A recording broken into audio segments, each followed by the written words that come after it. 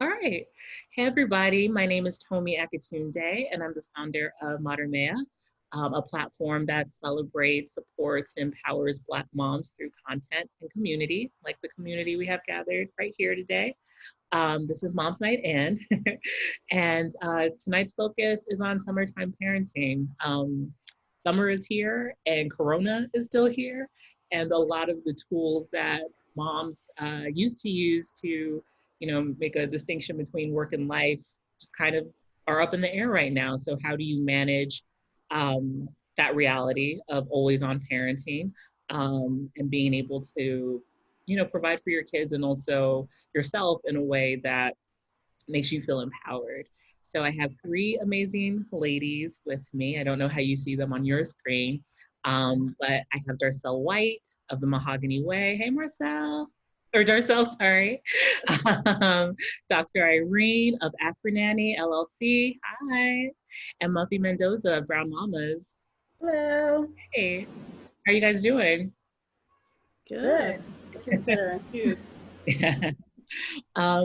So I wanted to start the conversation off just with like how everyone is feeling in general.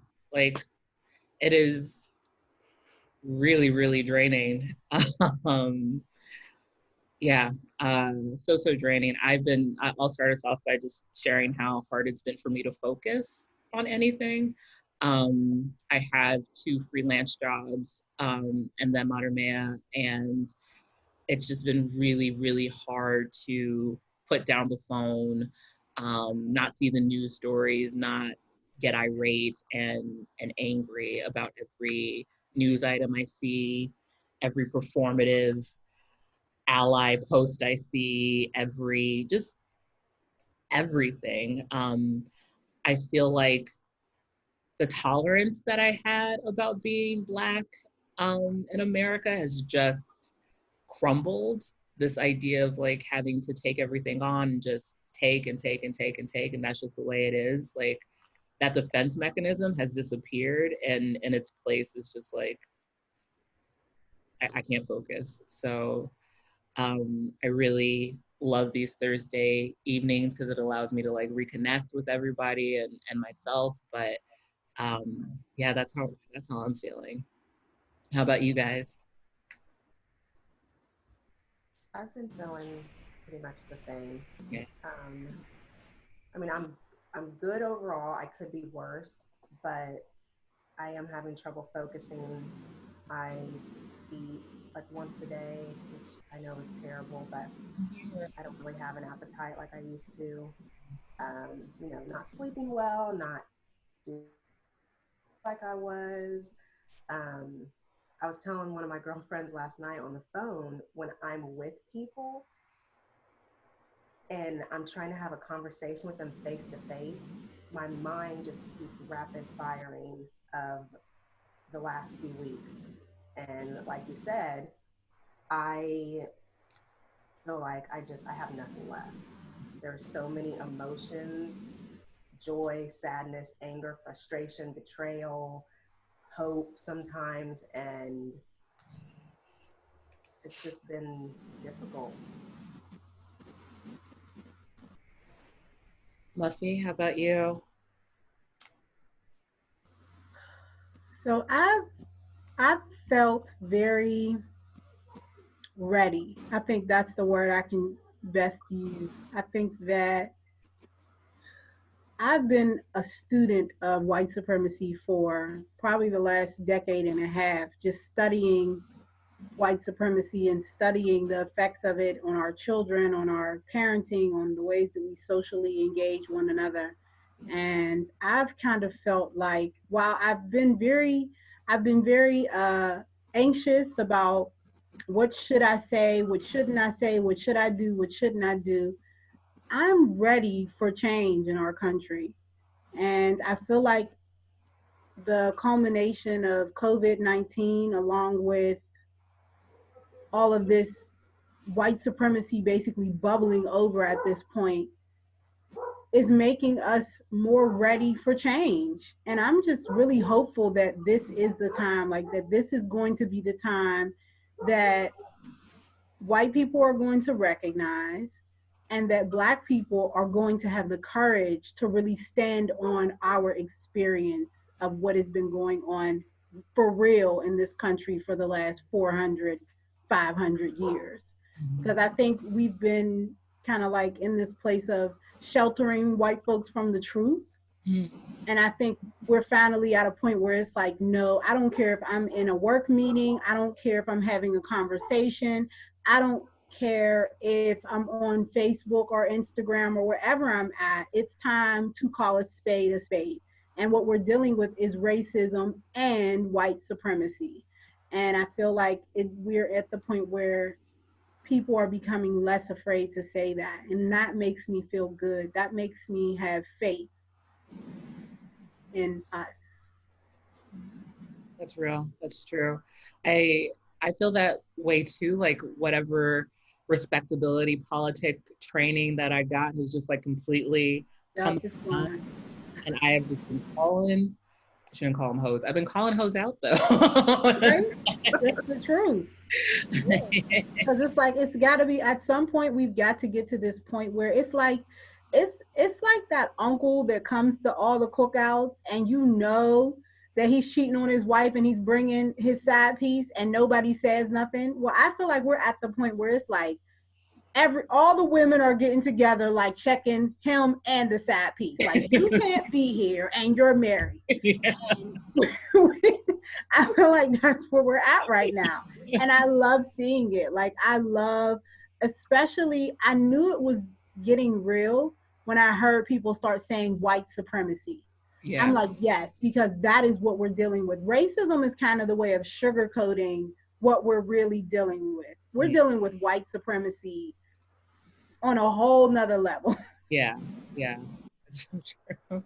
You know, I thought come really real when I saw protests in different parts of the diaspora. And Mm. I'm loving that this opportunity is actually bringing Black people together around the world because we have very, very similar shared experiences. And so I loved seeing the protest in Nigeria, in Brazil, in South Africa, and I was loving it. I was like, finally, we see our strength, and there's strength in numbers. So just to echo the same sentiments of being tired and irritable and frustrated, at the same time, I do feel hopeful for us as a global diaspora community that we are finally, hopefully getting on the same page to move towards our progress because we're the majority of the world. We're not minorities. I And so appreciate it's, Yeah. Oh, sorry. yeah, No, go ahead. it's time that we take our rightful place in the world. I appreciate you guys both saying that because, as I was saying earlier before people joined us, I have a tendency to be very pessimistic and not see the good as well amidst the bad. So thank you guys for sharing. How about Aisha? Am I pronouncing it right? Aisha. Aisha, sorry. Yeah, that's okay. Aisha, Pansy, Deetra, how are you guys feeling? Yeah, I'm feeling, I feel like my emotions have run the gamut, right? I feel like for 2 weeks, I was literally in mourning and grieving. And I feel like for the past, I don't know, 5 days or so, that's kind of shifted to action. Pre-mommyhood, I actually worked in diversity and inclusion and equity affairs. Once I became a mom, it was too mentally taxing for me at that time to continue that work. But now that my kids are older, and now that I feel like the climate is ready, I feel like I have more courage in my voice. I'm ready for action. Like I'm ready to step into what is my work going to look like in this movement? What is my role going to be in this movement? And also doing some hard work myself and thinking about like how I've been complicit as well and not using my voice and not speaking up and letting things, letting that uncle be at the barbecue and not saying anything about it. because I've done that too. And so that's really, really hard to look at and unpack and think about. But I'm doing it. I'm ready for the next thing. So I feel like a week ago, I was in a very different place. Like I've run the gamut of feeling like I had PTSD and not eating, not sleeping, not doing anything. But I feel like I've journaled a lot and I've broken out of that, and I'm ready for the next thing. Great, thank you for sharing. Yeah, I'm gonna mute myself too because I have a lot of rain in my background. Hey, Tansy.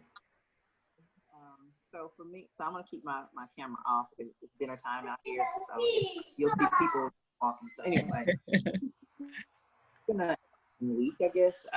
My emotions kind of do the same roller coaster ride, but yesterday hit me really hard. I think mainly because I felt to take a day off from work, but I ended up on the phone like a family member of a victim of police violence. So that it kind of took a lot out of me. So I disconnect from like more available for that particular family. But I don't know. It's been an interesting 6 weeks. It's been a really interesting 6 weeks.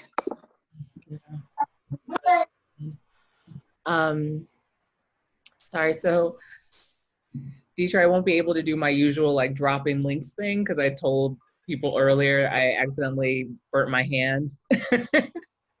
So making orange chicken and trying to fry some chicken and got oil all over the place. So I can't do my usual drop link in the chat, but there's always modernmaya.com for all the for last week's Mom's Night In. We talked about racial trauma and strategies for addressing those feelings. So that can be a resource for anyone looking for that. So yeah, to segue into tonight's topic, summertime parenting. I have a bunch of questions for Muffy, Darcel, and Dr. Irene that like really focus on the idea of like, when's it okay to, go back into a typical like daycare or babysitting type situation? What does unschooling look like, or child-led education during this time? So to start, Darcel and Muffy, this one's for you guys. What is unschooling and how is it different from homeschooling or crisis schooling, as it were, for people who weren't already in the homeschooling community? You want to go first, Darcel? So unschooling is at its basic core, you could say, the opposite of what is done in school. Because in schools, for the most part, you're sitting at a desk, books, it's on schedule, bam, bam, bam.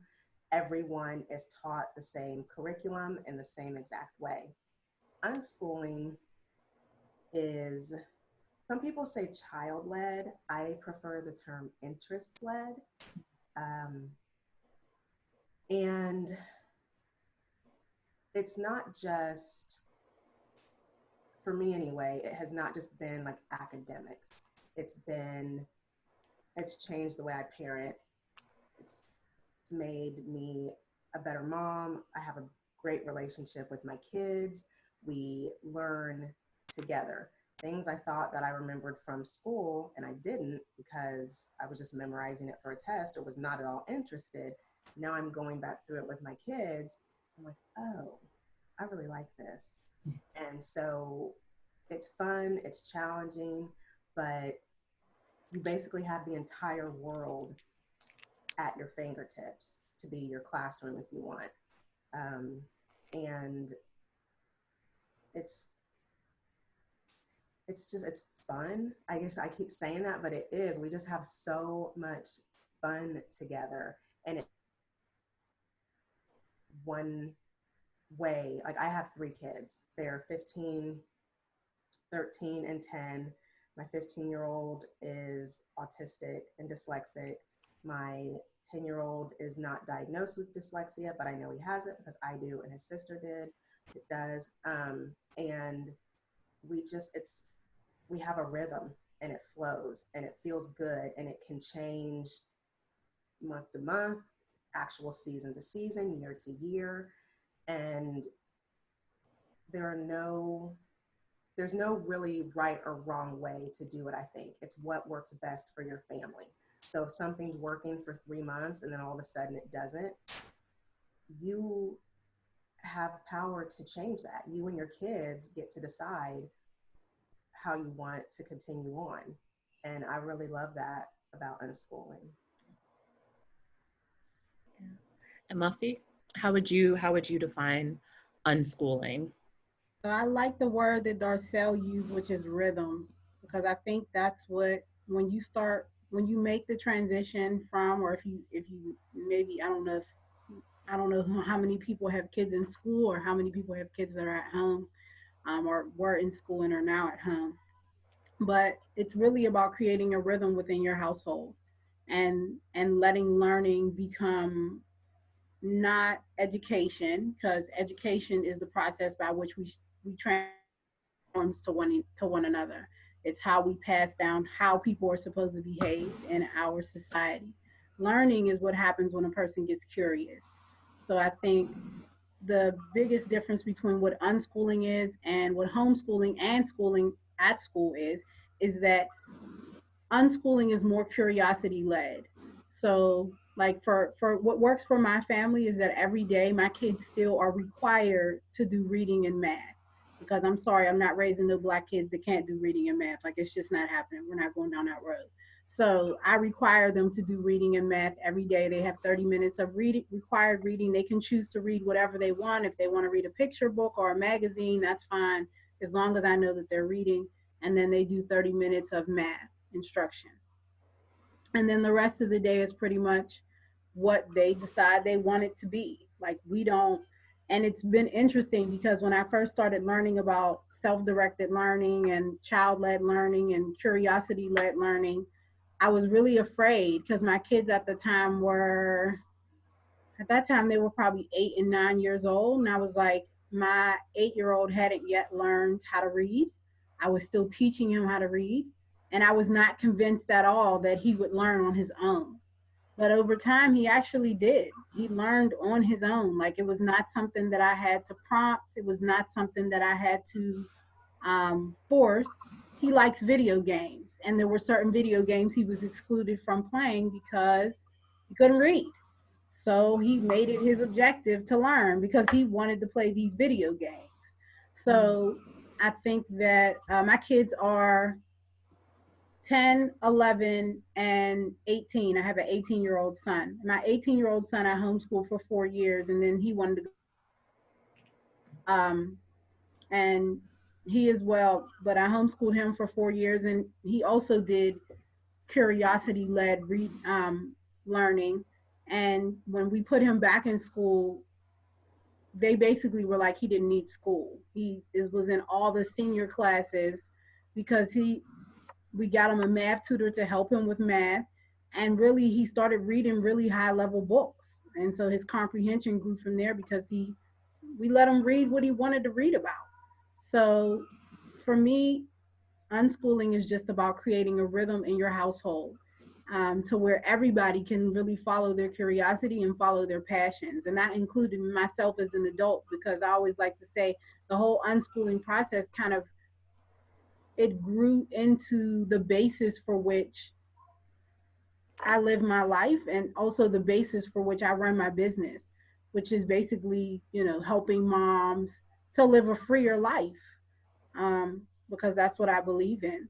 So, if parents are curious about unschooling, I really, really recommend going to the Alliance for Self-Directed Learning website and following Akila Richards, because she's like, can give you all the best advice, and she was the one who got me started, Yeah, listening to her seminars. So yeah, she's amazing.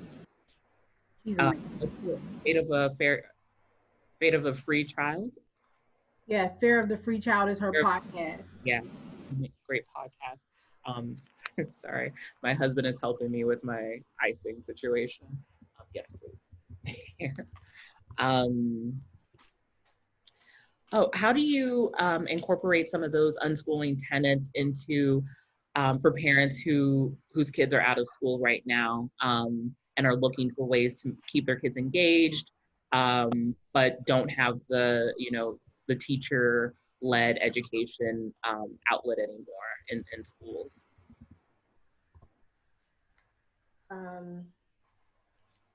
So when COVID first happened and everybody was like, oh my gosh, we're all homeschoolers now. And then the first time I saw somebody post and was like, no, this is crisis schooling, I was like, yes. Like, I don't even feel like we're homeschoolers, unschoolers. Like, we're over here in crisis mode too, because we can't go to the museums, libraries are closed. They were shutting down trails. Like, it was just, you're at home 24/7. Maybe go for a walk around the block. That is it. And so things that I used to do that would be maybe reserved like once a month and special, I just started doing it regularly. Family movie night. We stream everything: Netflix, Hulu, Amazon Prime, and there's so many documentaries, family films. I mean, you really just have your pick. We have, over the years, we've watched, Family Matters. My kids, I was so excited that they were into Family Matters with me. Hey, where is Family Matters streaming? Hulu. Really? Yes.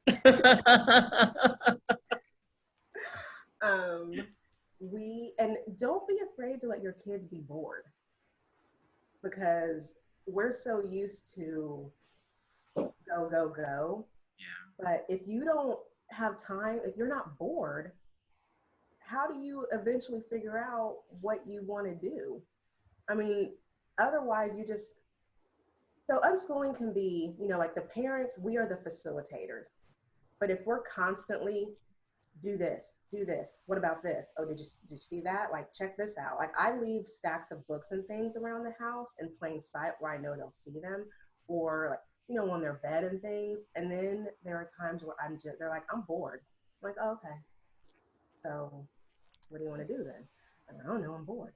Okay, well, maybe just sit in silence for a little bit. Just just breathe, chill. And eventually they start drawing, they pick up a puzzle, they want to go outside, they want to make a video. And my 13-year-old, that's what she loves to do. She loves to make all kinds of videos and edit them. And I'm also okay with it not leading to something. If it's just for fun, that there's nothing wrong with that. I even created a board jar for them when they were younger, and it's something I've been thinking of doing again. And we just took construction paper and wrote down all the things they like to do, folded it up, put it in a jar, and then when they were bored, we picked something out there, and then they're not bored anymore. But as they've gotten older, I like watching them go from I'm bored to tinkering and fiddling. And hey, mom, have you seen this show? Did you know about this documentary? And just having conversations. I mean, family game night, going for a hike, sunset walk.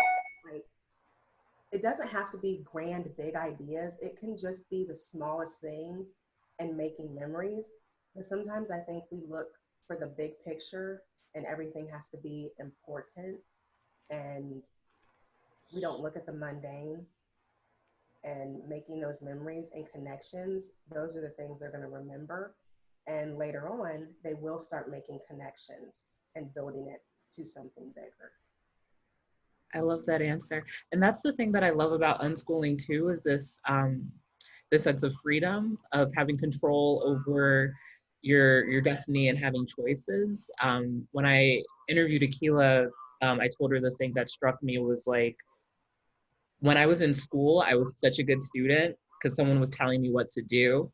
And the minute I left school and was like an adult, like, oh, I have to choose, I have to decide. I have no practice at like choosing for myself. So that's a really cool thing about unschooling.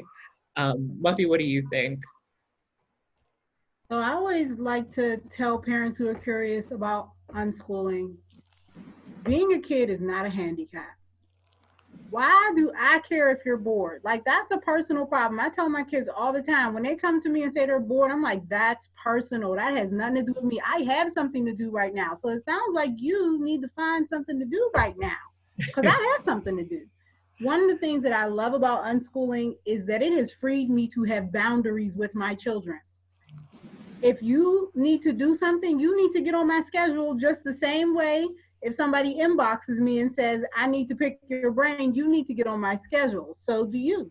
You're a kid, but you need to get used to how you engage with adults in the real world. So I have boundaries with my kids. Like, they know there are certain hours that I work, and when I'm working, I'm not to be disturbed. Like, I've given you a schedule, and that is the part of your life I'm going to take responsibility for. And the other part of your life is your responsibility. If you want to read more about a subject, you can go do that. Just today, my kids were, they did their reading and stuff, and they were like, well, they're reading in math, and they were like, well, what are we going to do next? I was like, well, I've got work to do, so I'm not sure what you're going to do next. And they were like, oh, well, we have all these water balloons. We don't have a way to pump them up. And I was like, well, looks like you're going to have to find a way to pump them up. So they ended up finding their thing that they used to blow up their basketballs and finding a way to make it so that they could put water in it and blow up the balloons. So that's the type of innovation that occurs when you stop taking responsibility for another human being's ability to learn. Like, their ability to have a perfect ability to learn. And I actually have 3 questions that I use whenever I'm engaging with my kids. So the first question I ask them when they say they're bored or what are we doing today, I ask them, well, what do you want to accomplish, learn, or experience today? You tell me, because that's not my responsibility. The second thing is, how can I help or facilitate? How can I be a helper? How can I facilitate? Are there things that you can't do that I would have to accomplish for you? Like, is there a book that, like, whenever my son, he likes reading these long series of, like, they're like adventure books. So whenever he's done with one, he knows he has to come get it from me. Or if my older son needs a ride somewhere, like, I'll take you where you need to go, but I'm not going to tell you what to do when you get there. And then the third question I always ask them is there a place or space that they would like to explore today? So if there's somewhere they'd like to go that I know that they can't get to alone, but I'll send my kids to walk. I will put them on the bus. Like, especially now that they have an older brother, my oldest son is 18. Today, they wanted snacks. I don't keep snacks in the house. They know I don't keep snacks in the house. So I was like, well, I'll give you guys $5 and you guys can walk to the store. That took up an hour. So I always tell parents, question first before you tell. Like, if you're really interested in unschooling or getting your kids to lead their own life, you got to ask them questions to get them to think about how they can be a better participant in their own learning experiences. And then I also tell parents, like, play the long game. Like, if you are going to give your kids something to do, like, think about something that is going to be so strenuous that it's going to be 3 or 4 days before they come back and ask you about it again. So, like, my boys, they keep asking about money. They're like, we need to make money. I'm like, well, why don't you start a car wash? Why don't you do this? Why don't you do that? Because at the end of the day, once they take the action to do it, there's 12 more steps to be taken. And I'm not a part of any of those unless I have to be, unless it's in, unless it's in those spaces where I can't, I really think in terms of this summer coming, like, allow your children the freedom and responsibility to take their life by the horns. Like, I feel like this time with COVID-19 is a time of people really being able to live in their truth. And I don't think that children are any different from that. Children are just small people with less experiences. So instead of trying to give them experiences, allow them to go out and garner their own experiences. So yeah, like, set your boundaries, sis. If you know you want to do yoga in the morning and you don't want to be disturbed from 9 to 10, y'all can't bother mom. Y'all got to find another way. My kids know how to make breakfast and lunch. The only meal I provide is dinner, unless I decide I'm going to get up and cook breakfast. Because I feel like they're old enough at this point to where they can make pancakes. They can do everything with the oven and the stove that I can do. So why not give them the experience? This is why so many people are 35 and they still haven't found their purpose for their life because they haven't been allowed to have any experiences. So, like Tommy said, like the first time they get out of high school should not be the first decision they've ever made about their life. Give them the opportunity to do that. Like, trust your kids. Oh man, read me. I actually had a question Oh for both yeah. Muffy and Darcel. I'm a parent that's interested in the unschooling and homeschool life, and I was wondering if you guys had formal training in education. And if not, how do you navigate that, or what were your fears around being fully responsible for your children's education? That's a great question. Um, I do not hold a college degree. I knew right out of high school it wasn't for me. When I was in high school, I went for a trade to be a nursing assistant. And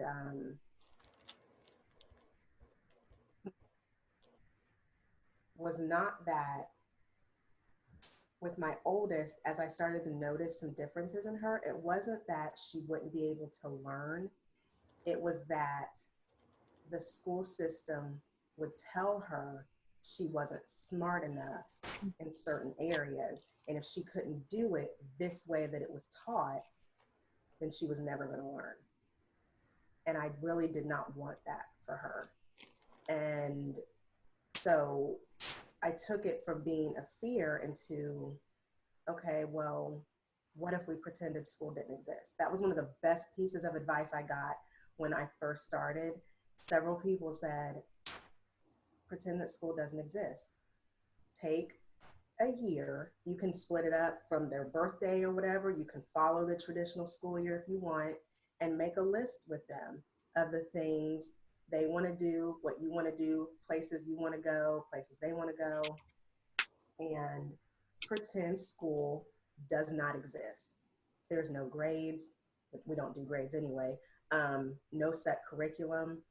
One day you go to the park, the next day you're at the museum, you stay home for 2 weeks, like, and expose them to the world, people of all ages, everywhere. There would be times when we would just be doing our regular thing, grocery shopping. Oh, I have to stop at the store. Oh, we need a new tire on the car. And they'd get out and start asking people questions. And the adults would kind of be taken aback, like, whoa, but then they would engage with them.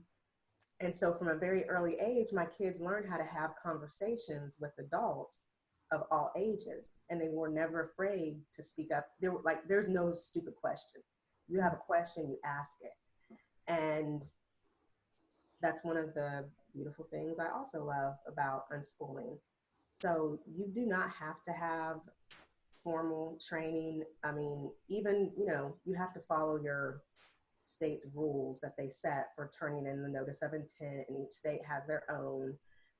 Like Facebook, I had found to be a great resource for, like, I live in Ohio, so I found the Ohio Homeschool Family Group, and they keep us up to date with legislation and things like that. But I mean, Pinterest is a great resource. Just being able to connect with other moms. Like, we can't go out and be in groups like we normally would. So this works. Phone calls, if you have smaller play dates, and let the kids do what the kids do. Moms can sit and chit chat. Yeah. So don't let, that is a fear, don't let that deter you. But then at the same time, there are some things that we have been taught from a very early age that are ingrained in us, such as always telling the kids what to do, how to do it, when to do it. We have to, there's a name for it, de-school ourselves from that. And it's hard. because that's just, like I said, it's ingrained in us. And so we have to be intentional about saying their journey is not mine, their interests are not mine. I'm going to support them anyway and let them go. And like Muffy said, trust them, because they learned how to walk, they learned how to talk. You know, they can learn how to do other things in life without us standing over them if we would trust them and give them the opportunity to do it. But I would just say, as a reminder, that education is not learning. It's not. Education is the process by which we transmit the cultural norms to the newbies in our society. So I think as a whole, Black people need to have a complete redefinition of what we're talking about when we're talking about whether a person is educated or not. Because most African American people come out of high school, come out of college, unable to make a tangible contribution to the communities with which they live in. So we need to recognize that and recognize what a handicap education has African American people. And of course, this has been documented as early as Carter G. Woodson's Miseducation of the Negro, which is a book every Black person should read. And secondly, I would say that I'm an avid reader, so I didn't have any hesitance in terms of whether or not I could teach my kids. I knew that learning was something that could happen organically because I went to public school. And as a person who went to public school, anybody who goes to public school knows there's not very much teaching that occurs in public school. There's a lot of memorization, there's a lot of force, but there's not a whole lot of teaching that occurs in public school. So, you know, having had that experience, I knew that whatever I could give my kids at home was going to be 10 times better than what they were going to get in public school environments. And at the time, my kids were in a charter school that really wasn't, like, they weren't doing anything outstanding in that charter school. Um, and then another thing to consider is that in our current mode of education, education happens in loops, right? So it's never really learning something new. The only subjects that are typically new in most classrooms are reading and math. All the other subjects are heavy rotation of the same thing over and over and over and over and over again until high school. So when you think about it from that perspective, at whatever point that your child becomes interested in science, history, electronics, or whatever, it's the same basis of knowledge. It's this one package of knowledge that would have been deemed useful in a schooling environment. So why do we have to teach it to them over and over and over and over and over and over again at every grade level until for 12 years? I'll never forget what prompted me to homeschool my kids was when my middle son went to kindergarten, and we were on our way back from a walk from the park, and he said to me, I said, "Are you excited about going to first grade?" And he said, "No." So I stopped and I looked at him. I said, "Well, why aren't you excited?" And he said, "Because, Mom, all they're going to give me is the same worksheet with different numbers on it in first grade." Wow. So kids recognize the same information in heavy rotation. So any parent who is feeling like, as far as I'm concerned, if you have at least an 8th grade education, you are qualified to teach your kids. Because number one, your learning didn't stop at 8th grade. Your education stopped at 8th grade. You learned a ton more after that. So it's really about centering yourself in the fact that as a Black person, as a human being, period, you have access to so much knowledge and so much information just from the experience that you've had of living life, and being able to center yourself in that and being able to extract the lessons that you learn. So I really want to take, when we're talking about unschooling, I really like to take parents away from this notion that this is about your kid. This is really about you. This is really about you being able to say to yourself, I'm smarter than an 8th grader. I know what's best for my children. I know what's best for myself. And then because you've given yourself that amount of freedom to say that you know what's best for you, then giving that same freedom to your kids. and saying, if I know what's best for me, if I have a soul, if I have a mind, if I have an innate ability to do specific things because it's what I was naturally, divinely gifted to do, then so does my child. So I need to trust them to know that they can do the same thing. And like, I'm a kick-ass role model. Like, I'm running my business, I'm getting up every day, I'm going to work, I'm being a good human in my society. So I am providing an oasis for my child to be able to learn in, to be able to be curious and to be able to express their divinity and who they are as Black people, as human beings. So really take yourself out of that equation as some really that only exists in your own mind. It's not true. So you're saying we need to unschool ourselves first. That's interesting. Darcel touched on it. She said that at the end. Yeah, deschooling. Yep. Mhm. Deschool. You need to because that's one thing that I really and actually I knew something was wrong because about 2.5 years into homeschooling, my kids were giving me so much pushback. Like they were just like, we don't want to do this. This is boring. This is stupid. We don't, you know.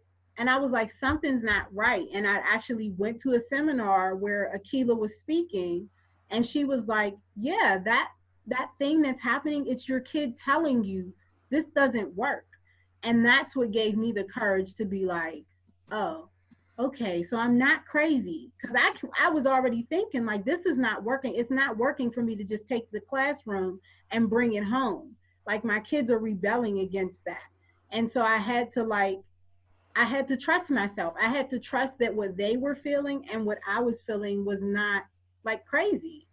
And then I had to go through a process of, and still, like, I don't think deschooling ends. I feel like as long as you were born, I don't know, in the world, under the, I hate to use this, but my husband keeps using it, under white gaze, like you have to deschool because white supremacy is so ingrained in us. And that means that for white people, they're fine. But for us, that means we've internalized an inferiority complex, right?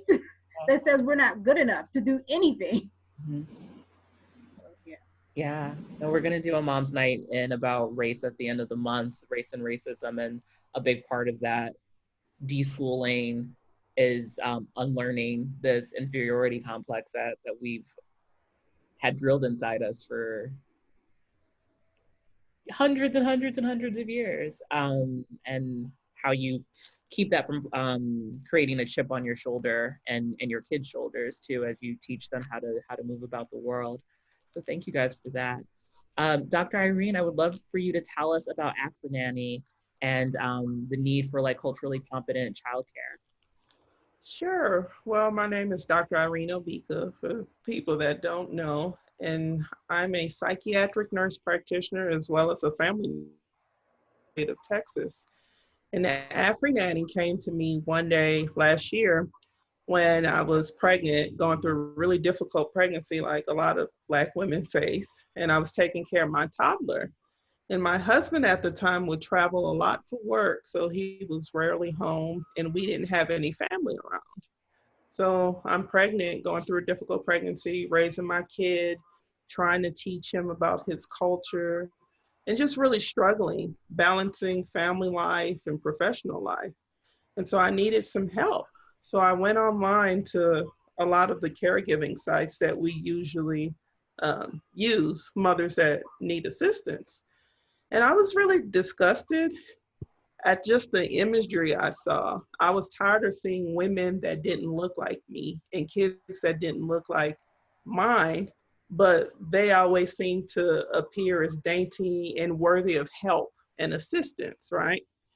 So as I went deeper into the websites, it took a while to find caregivers that look like me and look like my kids. So I was like, instead of emailing the company complaining about the imagery and lack of representation, let me just create my own marketplace where any family that has Black children can locate culturally competent care, right? And so Black people, we're not a monolith. There are so many different cultures within the diaspora. Me, myself, I grew up in New Orleans, Louisiana, but in a very Nigerian home. And so that kind of shaped my cultural experiences and my cultural lens. And I know, Tommy, I think you're Nigerian American. I mean, we just have so many stories as Yeah. Black families in general. And so I thought it was very important to create a platform for where you can choose the kind of caregiver you want in your home. Even if you're not Nigerian, but you want to learn more about the Nigerian culture and have that experience from an older Nigerian woman, you can easily access that. And so that was just missing in the marketplace. So I created a team. It's not just me doing it. And we started it. We're gonna fully launch in the next few months. With COVID and everything going on, we kind of had to push back some dates, but so far, many people have reached out to me. They're so glad that I decided to create this kind of thing because we need it. We really do. Yeah. And as you said, with COVID, people are wary about childcare providers, um, but it's necessary. We can't continue to be in this kind of holding pattern forever. So, what tips do you have about making the decision to either put your kid in childcare or have someone come into the home to watch your kids from just like a safety perspective, and then we could talk about cultural competency as well. Oh, sure. Yeah, every family is going to be different. For my family, I know that I couldn't have my children in daycare because my daughter was born premature with a lot of pulmonary issues. And so she's under close monitoring for the next 2 years of her life. So daycare just was not an option for us. But for those families that do decide to continue to put their children in daycare, just make sure that you're aware of the daycare's policies and procedures. Are they checking temperatures? Is it a clean facility? What do they do when a child falls ill? So just really know that community's policies and procedures, definitely. As far as home care, you would do the same thing. You want to create a safe environment, not only for your family, but the caregiver, because the caregiver is kind of an extension of you, right? They're part of the family. So with my Afri nanny, like I like to call her, I make sure that we're pretty open. We take temperatures, make sure we're washing our hands in front of each other, just create that very warm and safe environment for both parties. That's awesome. And then with the questions that you're asking to make sure, like what questions should you ask to make sure that they're also socially distancing? Because I know everyone has different definitions of what that looks like. Like I have friends who, there's a big park near my apartment and they're like, do you want to do a social distance walk? And I'm like, nah, like I'm okay over here. So different people have different ideas of what social distancing is. What kind of questions should you ask to figure out like, do we have the same definition or are we abiding by the same rules? Sure. So you can ask them, are they around large crowds of people? I think the CDC is still recommending not to be in crowds of 10 or more people, right? Asking them, do you have a fever? Have you had a fever in the last 14 days? Any cough, any shortness of breath?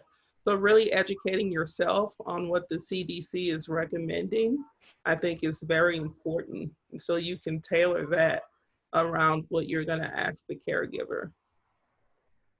Great. And then in terms of cultural competency, how do you look for that while you're still waiting for Afro Nanny to, to launch and come to your town?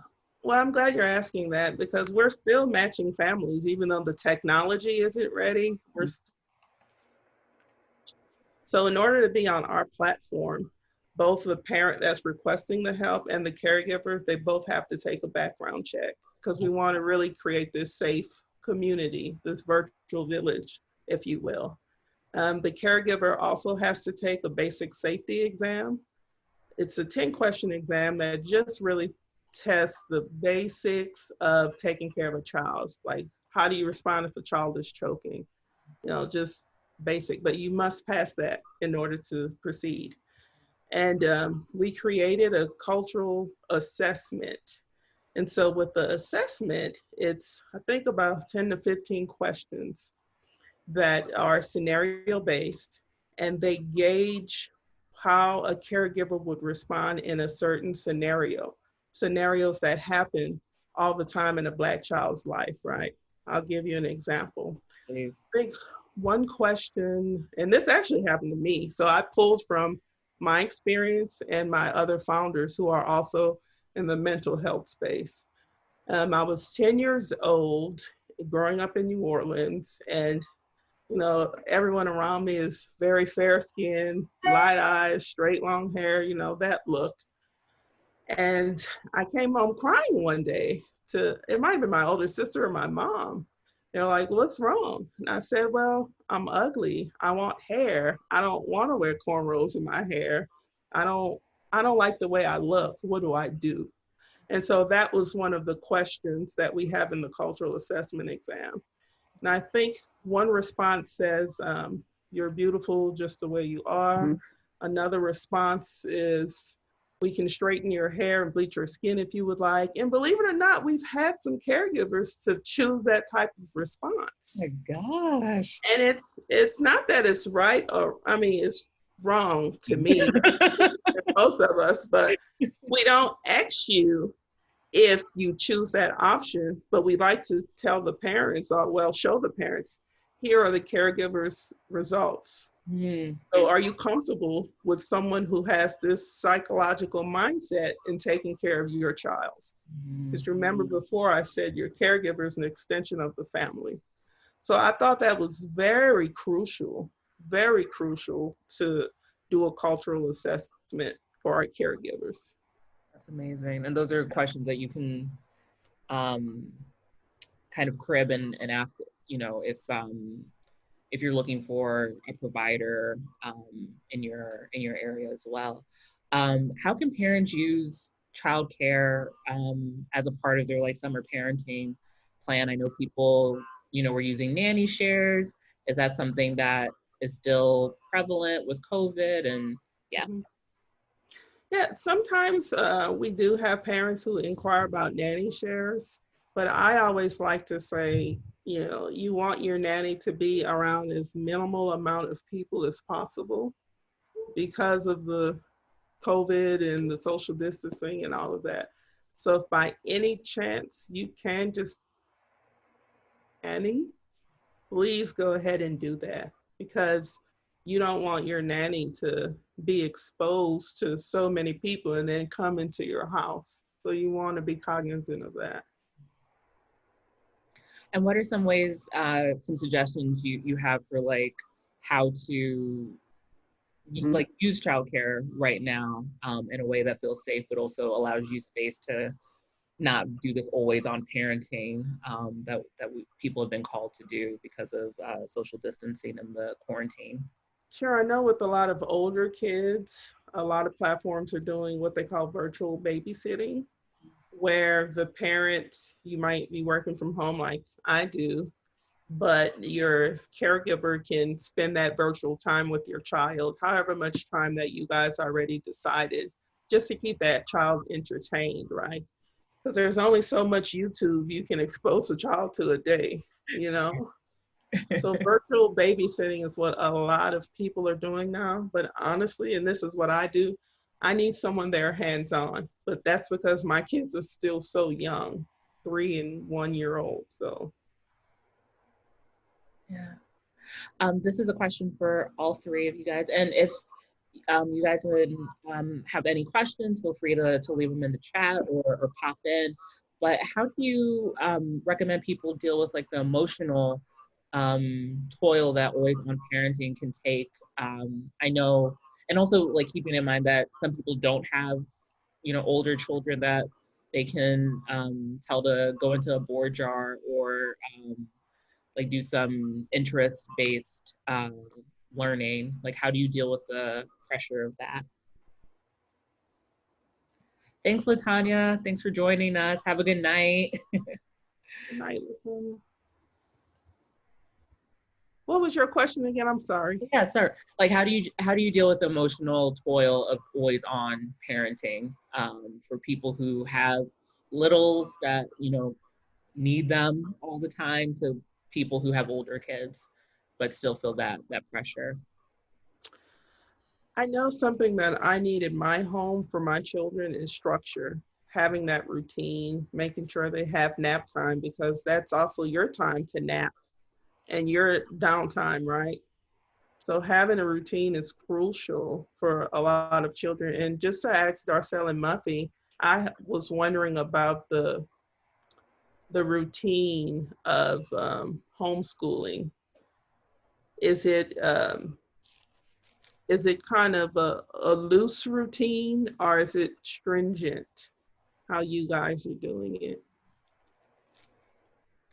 So I would say from the perspective of, just to answer both questions at once, with the in terms of the emotions for young moms, I think that it is critical that moms who have young children have a support group. If you don't have one, you need to create one, because the job that we are asking moms and dads to do right now, solo, is not a solo job.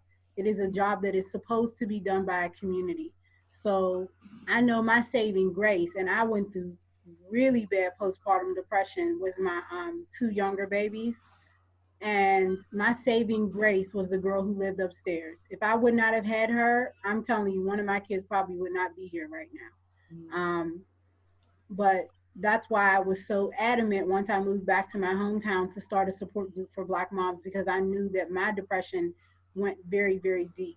And I would not have come out of it had it not been for the girl upstairs who would, actually, she was Nigerian, and she would come and get me all the time because she knew I was having a rough time without saying it to her. She knew I was having a rough time. So get support. Like, if I know we can't meet necessarily in person, but this is cathartic. Like, just being able to come in here and talk and give voice, because I feel like that's a lot of times why depression happens for moms, is because we don't feel heard and we feel like we're the only ones. In terms of our children, I agree with Irene with making sure that when they're little, they need that structure.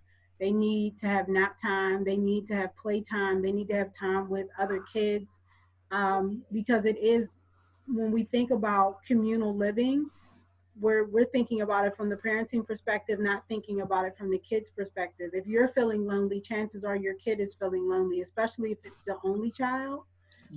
So making sure that they're getting those opportunities to go out and play with other kids is really, really important.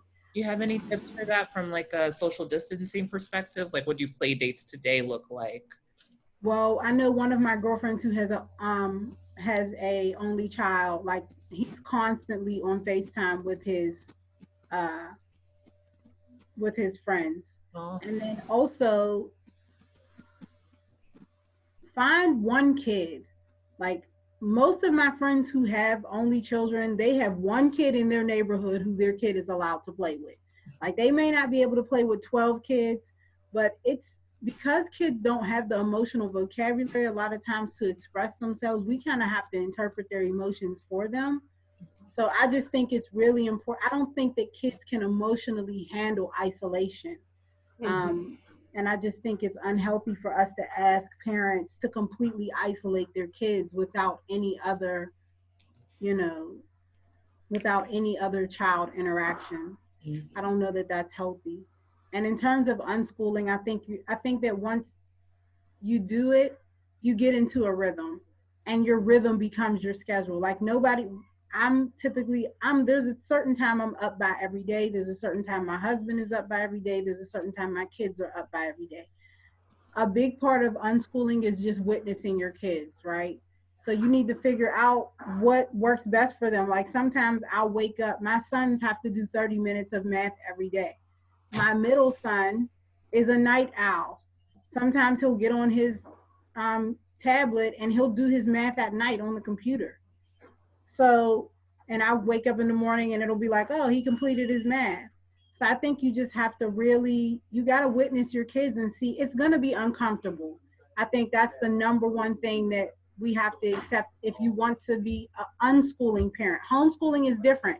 you're just setting up those same regimens.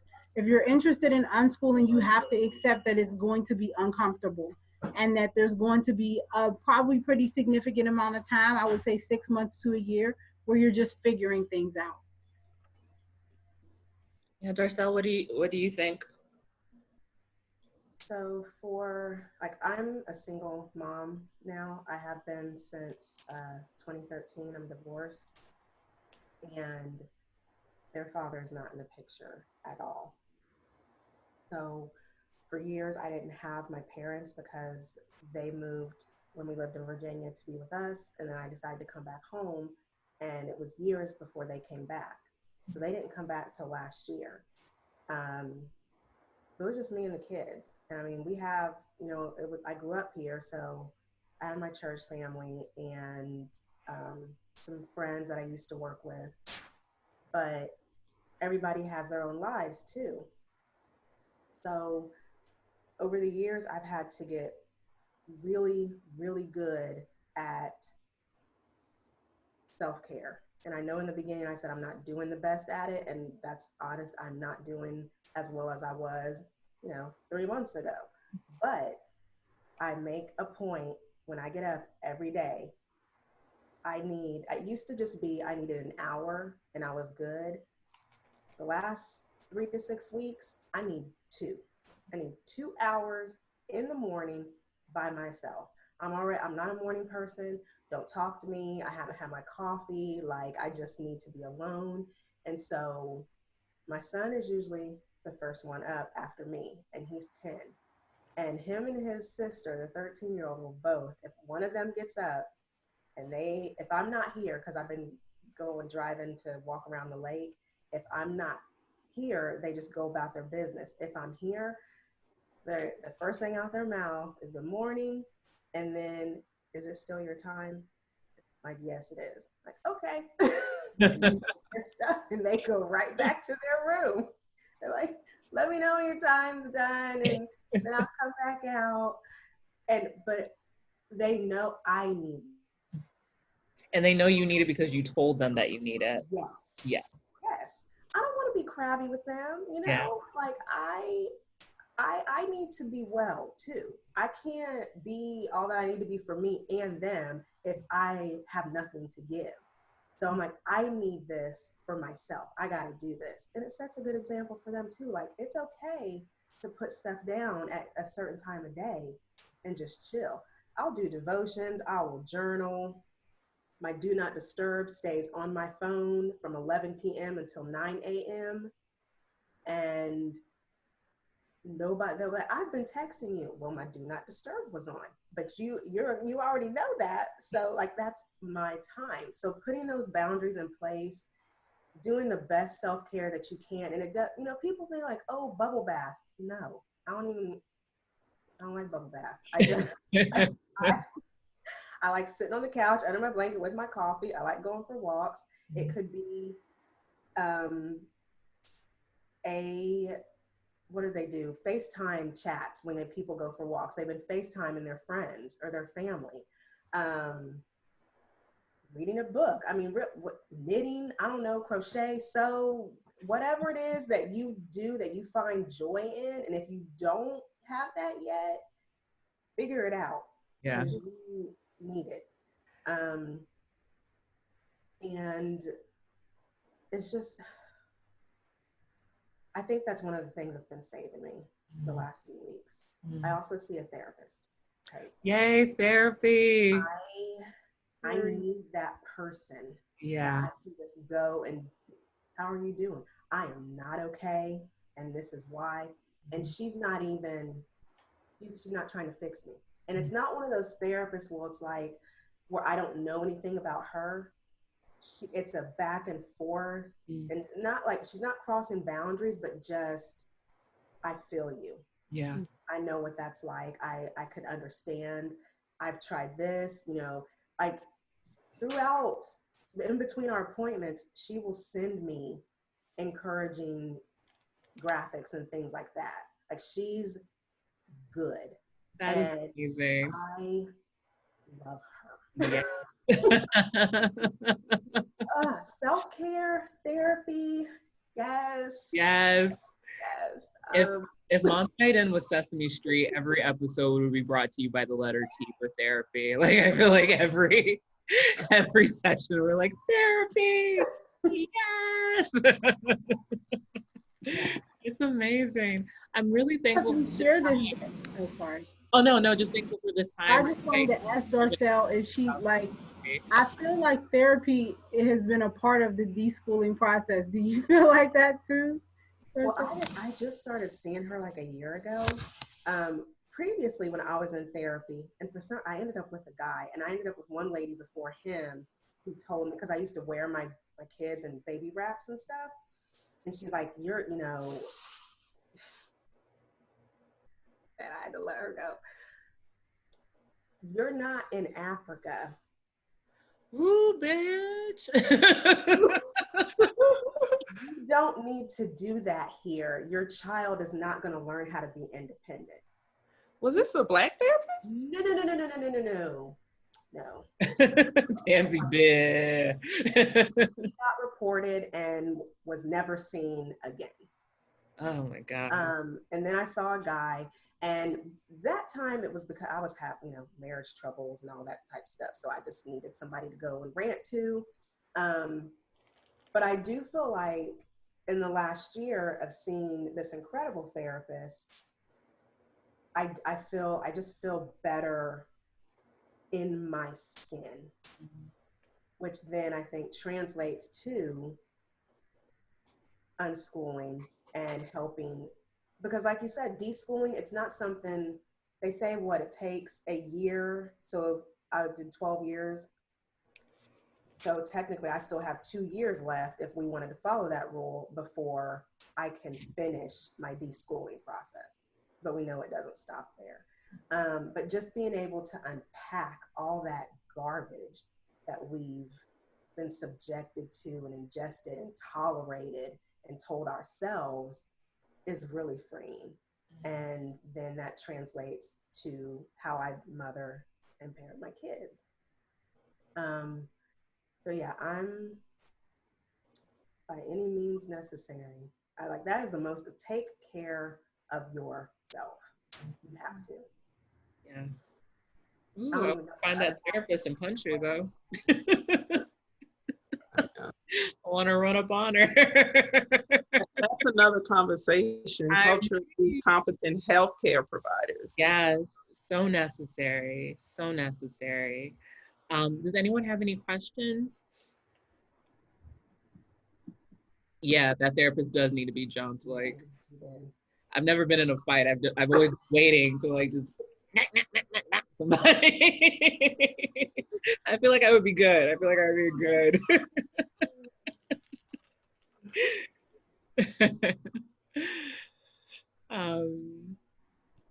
Yeah, Deidre, Tansy, any questions?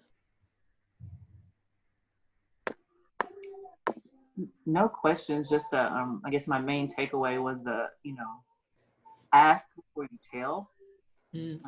Questions before you tell, and I think I'm gonna use it with my two littles. They're 2 and 3. They're real little. But also I'm gonna use it with my husband because I feel like I'm just telling, I'm just giving answers versus saying, well, what do you want today? What do you have? What are your goals for the day? Because I have to do. I'm gonna start. That's great. That's great. And just to speak on that husband-wife dynamic, like homeschooling has completely changed the relationship me and my husband had, because now we do it together. At first it was just me, and then he ended up quitting his job and he's an entrepreneur now, and so we do it together.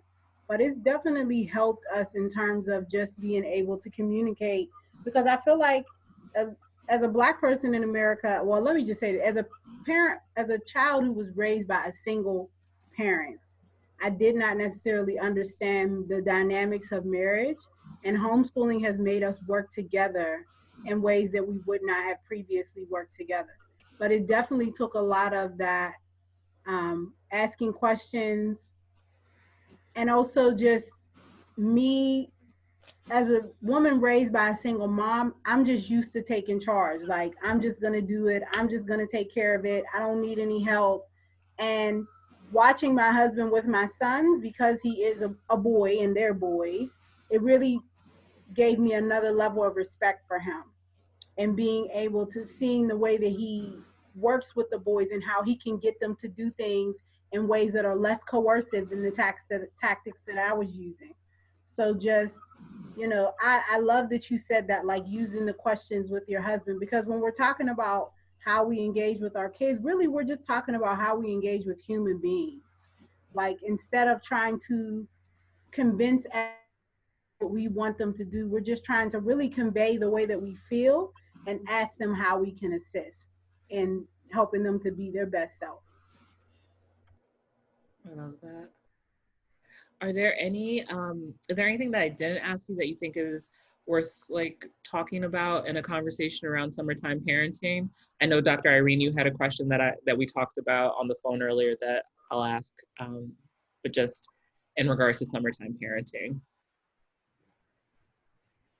Well, I know that some parents are still taking their kids swimming, maybe in the backyard pool or, community pools, just being careful about that, because usually around this time of year, we see a lot of drownings going on. That is true. So just being aware of swim safety is very, very important this time of year. Yeah. I wanted to do like back in January when I thought in-person events could still be a thing. I was like, man, I should work with somebody to do like teaching Black kids how to swim, because that is just so necessary and really hard to come by. I'm in New York. I tried to do like a YMCA beginners course. I want to say maybe like whenever the last Olympics were. And I was just like, I am, however old I am, in my 30s at this point, I'm just learning how to swim. Like, it would be awesome if this was a skill I had when I was younger. So yeah, that's a really good point. So Tommy, whenever the world opens back up, I know that the Sigma Gamma Rho sorority, I'm not my, but they have incentive or national target for helping Black kids swim. Oh, cool. So whenever I'll reach out to your local SG Row chapter. Okay. That's good to know. Yeah, thank you. Thank you so much. I didn't know that. That's awesome. So a question that Dr. Irene mentioned when we were talking on the phone earlier was, we're talking about the summer right now. It is summer, but there's also back to school right around the corner. And what will it look like for parents who are in this moment realizing just how fraught so many of these structures are when it comes to our children? How are they going? Maybe I'm let me know if I'm misremembering this, Dr. Irene, but basically how people are going to make that transition with their kids back to school, realizing that like the traditional educational system is not created to support Black and brown kids. So I guess my question would be, how can parents best advocate for their children if their children are going back into a traditional school system?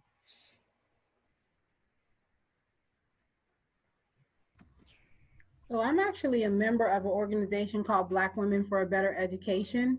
And we actually just started this organization to call out our superintendent of our district, because his contract is up for renewal, and there just hasn't been very much progress underneath his leadership. But I think that this is a great time for parents to advocate for their kids, specifically if there are policies, procedures, bureaucratic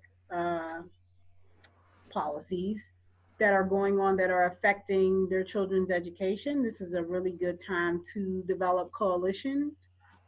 There are national movements happening right now that are really taking a look at how racism and white supremacy is playing out for our kids, especially in the light of remote learning, and there were quite a few districts across the United States who did not, whose children did not get access to remote learning until a month, sometimes 2 months into COVID-19.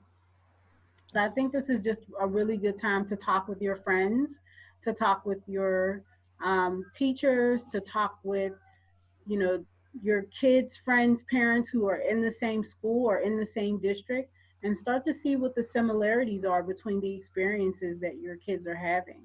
Like if you know that your child, I don't know, didn't meet the standard for reading in fifth grade, and your kid has a fifth grade friend who has the same situation, you might want to take this time to have a conversation with their parent and see what they're experiencing.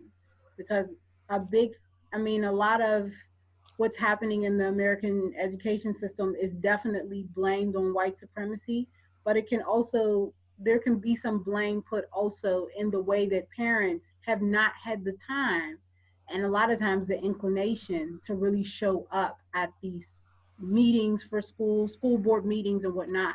So, and a lot of that has to do with the way our society is structured.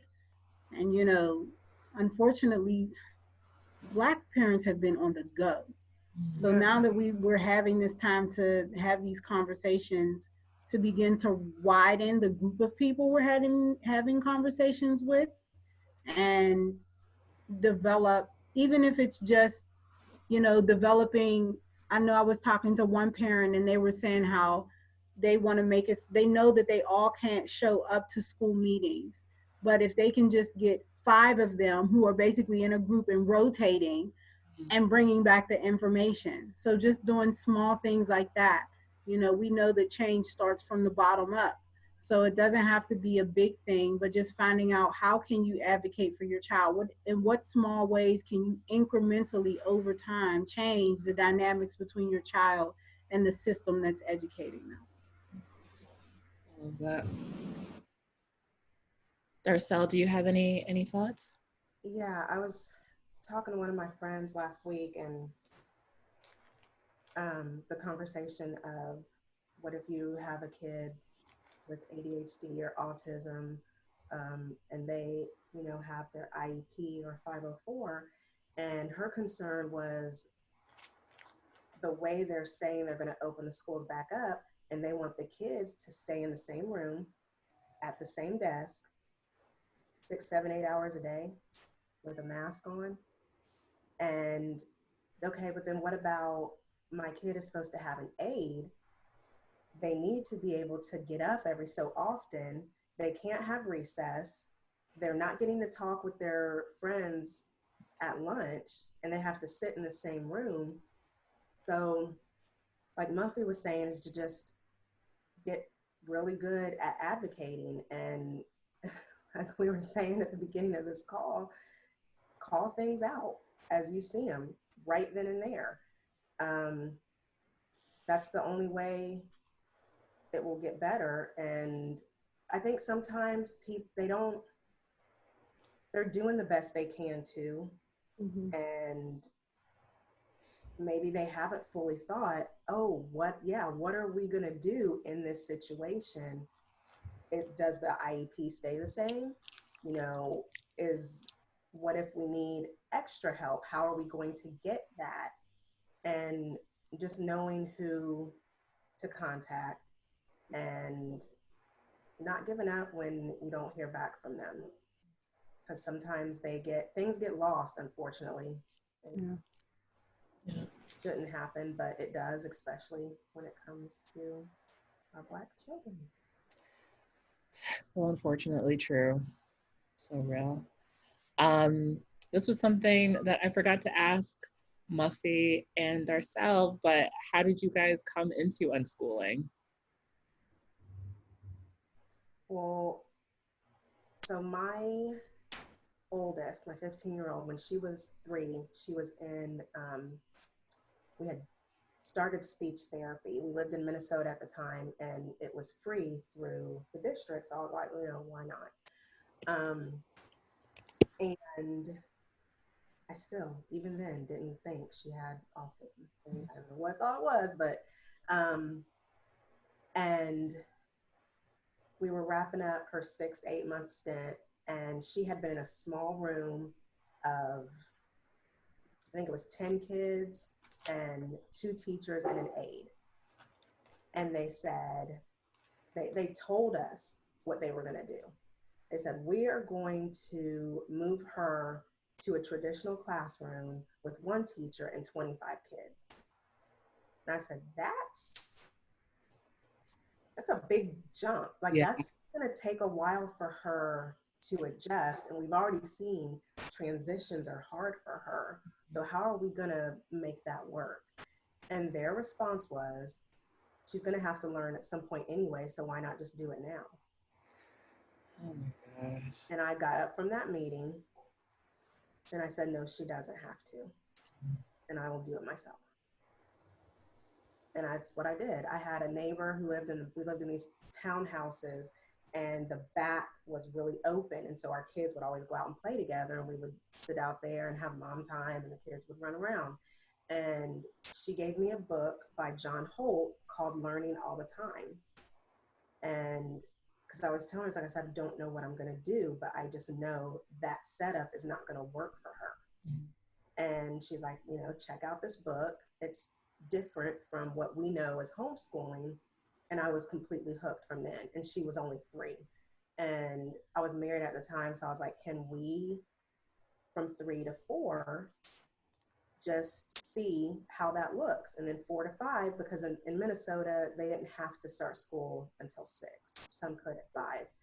And so we just kept, every year it was, okay, last year went well, let's do another year. He was hesitant, but I was able to talk him into keep going with it. And so, you know, here we are now, and I wouldn't trade it for anything in the world. It's been probably the biggest blessing to my family. Like, I wouldn't be the mom I am if I hadn't gone down that journey, if my neighbor hadn't given me that book and had a group of people to be like, we have your back. You can do this. So yeah, that's how I got started. That's great. Thanks for sharing. How about you, Muffy? Sorry, I was muted. My kids are back from outside. So I just unschooling. I started unschooling after I went to that seminar and heard Okay. Akiva. Yeah. Yeah, but for homeschooling, I just got to the point where I was just tired of sending my kids to environments where I didn't know the people. And Pittsburgh has this really strange dynamic where I'm not sure if it's like this in the rest of the country, where all the kids are Black and all the teachers are white.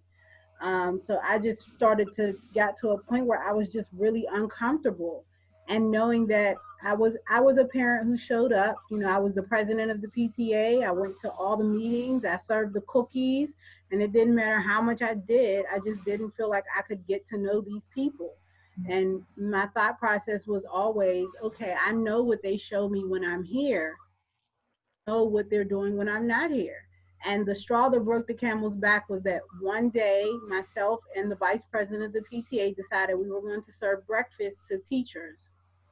And the school all the doors are closed during the daytime. So it's really quiet on every floor. So I went and got on the elevator to go up to the second floor. And for whatever reason, still don't know why, this man did not hear me coming, but he was a second grade teacher.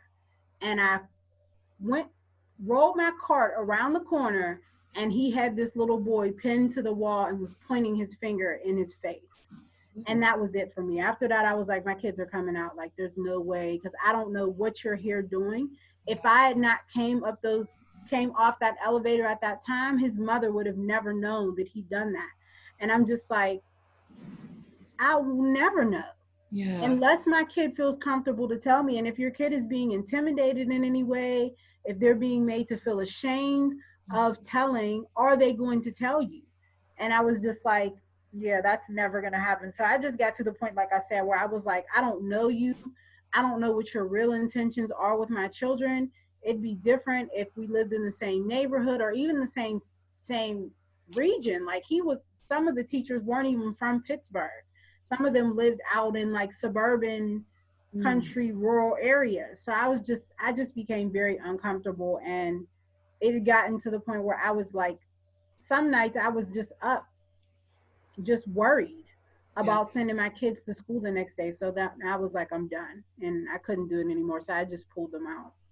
Oh my gosh. I want to fuck up that teacher now too. That therapist and that Right? teacher. Like my hit list just keeps growing and growing. That is so crazy. And also upsetting how not crazy that is as well. Like it, oh gosh. Wow.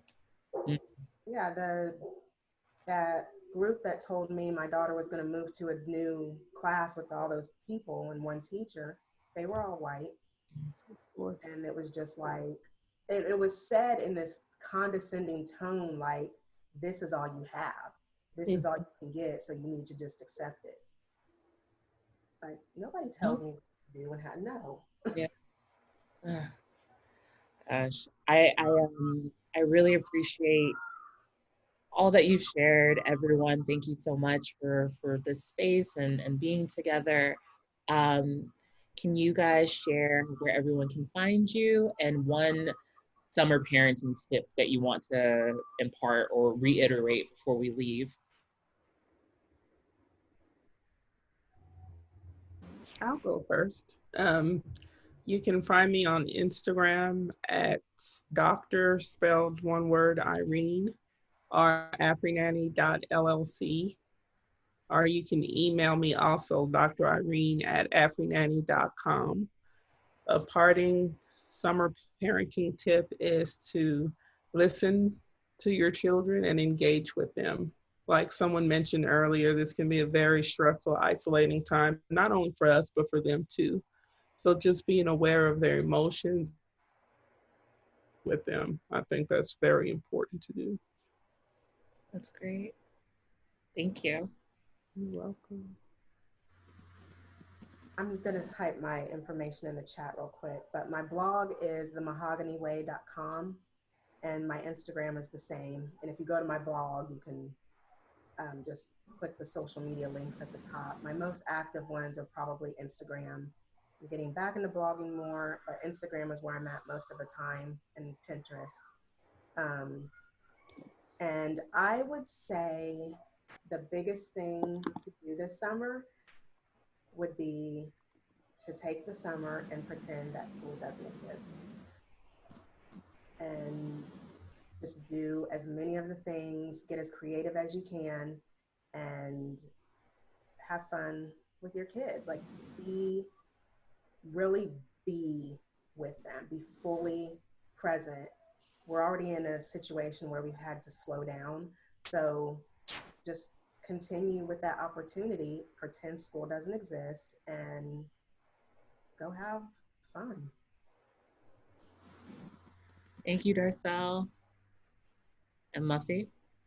I would definitely echo what Darcel and Irene said. Like, to me, the thought that came to my mind was leave your kids alone. Like, just leave them alone. Let them be. Let them live their best life. Let them wake up when they get ready to wake up. If you got little kids, keep them on a schedule because they'll drive you crazy. But if they're old enough to like chill on their own, just let them live their best life. Um, you can find me at brownmamas.com. Pretty much, I'm on Instagram as Brown Mamas Tribe, and I'm on Facebook as Brown Mamas. My pages are erratic, just like me. So sometimes I run them, and sometimes I just don't feel like it. So I'm like, I quit. I'm not doing this today. So yeah, but you can always, I have tons of homeschooling resources on brownmamas.com.